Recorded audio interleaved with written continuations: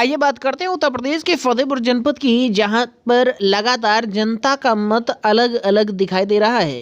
कोई भाजपा का सपोर्ट कर रहा है तो कोई कांग्रेस का, कोई समाजवादी पार्टी के साथ है तो कोई आप को वोट देना चाहता है। लेकिन जनता का राय ही सभी के पक्ष में होता है। अब देखना यह है कि किसकी सरकार बनती है। आप देख रहे हैं विशेष रिपोर्ट सुशील त्रिपाठी के साथ गौरव पांडे की। मैं सुशील त्रिपाठी सहयोगी गौरव पांडे के साथ बात करेंगे आज छागा विधानसभा के सपा नेता जो हैं, राष्ट्रीय सचिव भी हैं सपा पार्टी के। इनकी एक भी ऐसी उपलब्धि नहीं है जिसको लेकर के जनता के बीच में जाएं। भारतीय जनता पार्टी के बड़े नेता, चाहे वो माननीय प्रधानमंत्री जी हों या माननीय गृह मंत्री जी हों या माननीय राष्ट्रीय अध्यक्ष जी हों, सभी केवल एक बात का ढिंढोरा पीट रहे हैं, गुंडा राज खत्म किया, जंगल राज खत्म किया। हम आपके चैनल से पूछना चाहते हैं कि आप फतेहपुर जनपद को ही ले लीजिए। इन्होंने कहा सब कुछ बंद हो गया। आए दिन हत्या, बलात्कार, लूट ये हो रहा है। कितने सराफों के साथ लूटपाट हो गई, हत्याएं हो गई, आज तक ओपन नहीं हुआ।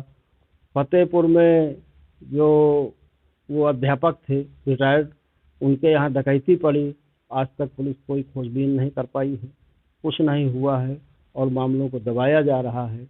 अभी इलाहाबाद में काजल पांडे एक नाम की लड़की थी, वो वहाँ रह कर के शिक्षा ग्रहण कर रही थी, उसके साथ बलात्कार हुआ, उसकी हत्या कर दी गई।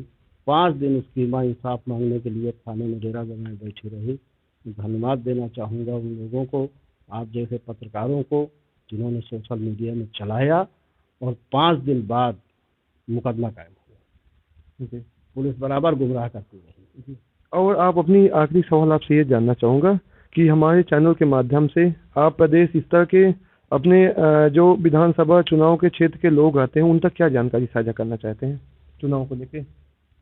चुनाव को लेकर के देखिए, हम लोग जा रहे हैं, जनता के बीच में जा रहे हैं, लोगों के बीच में जा रहे हैं, उनकी समस्याएं जान रहे हैं। उनकी समस्याओं का निराकरण केवल कर सकता है कोई, तो समाजवादी पार्टी कर सकती है, माननीय अखिलेश यादव कर सकते हैं।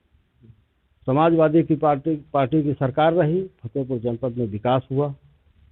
आप खागा में देख लीजिए, ओवरब्रिज का निर्माण हुआ, किशनपुर में पुल बन रहा है, नौबस्ता में पुल बन रहा है, फतेहपुर में ओवरब्रिज का निर्माण हुआ, बहरामपुर में हुआ, बिंदकी विधानसभा में हुआ, और ये आपकी विजयपुर से लेकर धाता तक का निर्माण मार्ग का हो गया था। सरकार बदल गई, सांसद दूसरे जीत गए। बहुआ से लेकर के विजयपुर तक आप पैदल नहीं चल सकते हैं, अगर पैदल चलेंगे तब भी ठोकर लग जाएगी, गिर जाएगी। पूरे 5 साल बीत गए, यहाँ कोई विकास नहीं हुआ, न कुछ हुआ है।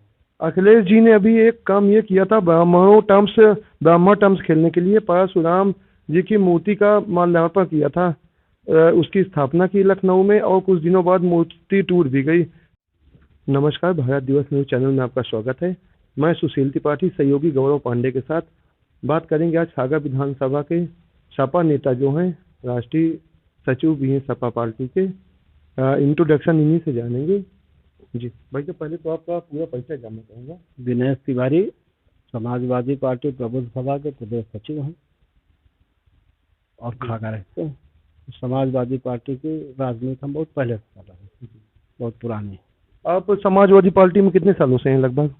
हम समाजवादी पार्टी में सन 1991 से हैं।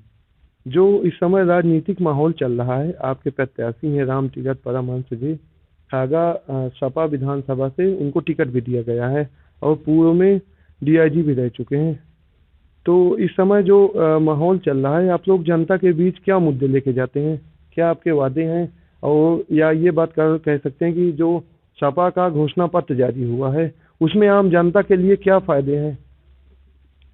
समाजवादी पार्टी सदैव जनता के हित का ही कार्य करती रही है।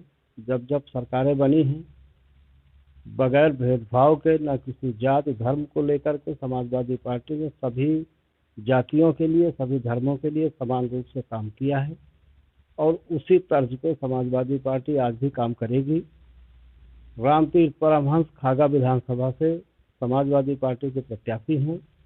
और समाजवादी पार्टी ने जो वादे किए हैं, जैसे हमारे नेता माननीय अखिलेश जी ने कहा कि 300 यूनिट बिजली फ्री देंगे। किसानों के लिए बिजली पहले भी फ्री रही है, पिछली सरकार में भी। और समाजवादी पार्टी आज़ादी के बाद से ऐसी सरकार रही है 2012 से 17 तक कि आपदा में किसानों की फसल का मुआवजा देने का काम समाजवादी पार्टी ने किया है। आज़ादी के पहले किसी ने ऐसा काम नहीं किया, ना अब तक हुआ है। इस सरकार से आम जनता पीड़ित है, चाहे महंगाई का मुद्दा हो, चाहे छुट्टा जानवरों का मुद्दा हो, किसान की फसल बेचने का मुद्दा हो, न तो सही किसान की फसल बिक पा रही है। अभी देखिए, जब किसान की फसल, धान की फसल तैयार हुई तो बार बार नियम बदले जा रहे थे। 10% किसानों के भी धान की तौल नहीं हुई है, किसान मारा मारा घूम रहा है। महंगाई का आलम ये है कि जब इस सरकार ने वादा किया था कि किसान की आय दोगुनी करेंगे, आय तो दोगुनी नहीं हुई, हाँ महंगाई जरूर दोगुनी हो गई है। चाहे खाद हो, कड़वा तेल ले लीजिए आप, 220